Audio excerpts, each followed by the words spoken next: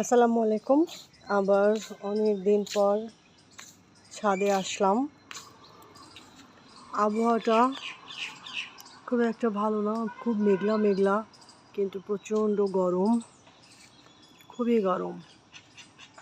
আবার প্রায় 1-1.5 মাস পর ছাদে আসলাম, কারণ আমি বাড়িতে ছিলাম না, বাসায় চলে গিয়েছিলাম।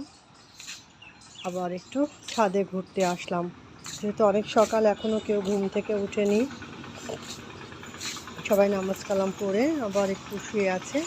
তো আমি সকাল সকাল উঠে পড়েছি, চলে আসলাম। দেখেন এই যে আমগুলো মুকুল দেখেছিলাম এবং খুবই ছোট্ট গুটি গুটি দেখে গিয়েছিলাম হচ্ছে। দেখেন কত বড় হয়ে গিয়েছে। এগুলি হলো আম্রপালি আম। এই যে পাতার ফাঁকে লুকিয়ে আছে অনেকগুলো আম, বেশ সুন্দর হয়েছে। পাকতে এখনও দেরি আছে, আম্রপালি আম একটু দেরিতেই পাকে। তা আমি তো দেখে একদম পাগল হয়ে গেলাম যে আসলেও এত আম আছে। যে পরিমাণ মাঝে ঝড় বৃষ্টি হয়েছিল আর গরম, আম তো মনে হলো না হবে। তো আলহামদুলিল্লাহ বেশ ভালোই হয়েছে। ফাঁকে ফাঁকে বড় হয়েছে অনেক, শুধু এখন পাকার অপেক্ষা। ইহান এখনও আসেনি, ইহান ঘুমাচ্ছে, ওই জন্য ওকে ডাকি নাই। অনেক আম হয়ে গিয়েছে, সব বাড়িতেই সবাই এখনও ঘুম। পাখির কলরব শুরু হয়ে গিয়েছে। তো আমি মনে করলাম একটু ছাদে ঘুরে আসি, তাই এই তো একটু ঘোরাঘুরি করতে আসলাম। খিরসাপাত গাছেও অনেক আম আছে এখনও, উপর দিয়ে নিচ দিয়ে, যেহেতু আমি ছাদে এখনও কভার করতে পারছি না, দেখাতে পারছি না। তো খিরসাপাতগুলো পাকতেও এখনও দেরি আছে, বেশ কিছুদিন, 10-15 দিন তো অবশ্যই। বাগানের সবজি গাছগুলো দেখেন কত বড় হয়ে গিয়েছে। কচু শাকগুলো, আবার এদিকে সব ছোট ছোট শাক লাগিয়েছে মেজ আব্বু।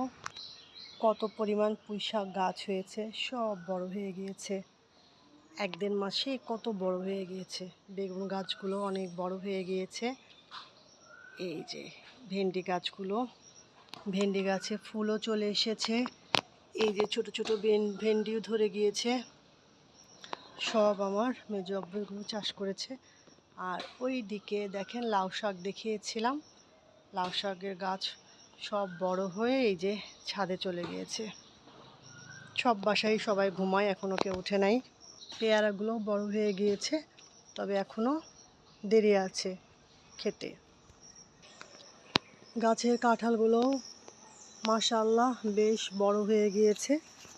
পাকেনি, জুনের মাঝামাঝি অথবা শেষের দিকে পাকবে। এই কাঁঠালটা অনেক মিষ্টি খেতে, আমার তো অনেক ভালো লাগে। গাছ ভর্তি উপর পর্যন্ত অনেক কাঁঠাল, অনেক কাঁঠাল। গাছটা বেশ লাগে দেখতে, খালি সবুজ আর সবুজ উপরের দিকে তাকালে। আমার ফেভারিট কাঁঠাল। এবার আমি একটু বাড়ির রাস্তা ধরে একটু হাঁটাহাঁটি করে বাসায় চলে যাব। আল্লাহ হাফেজ।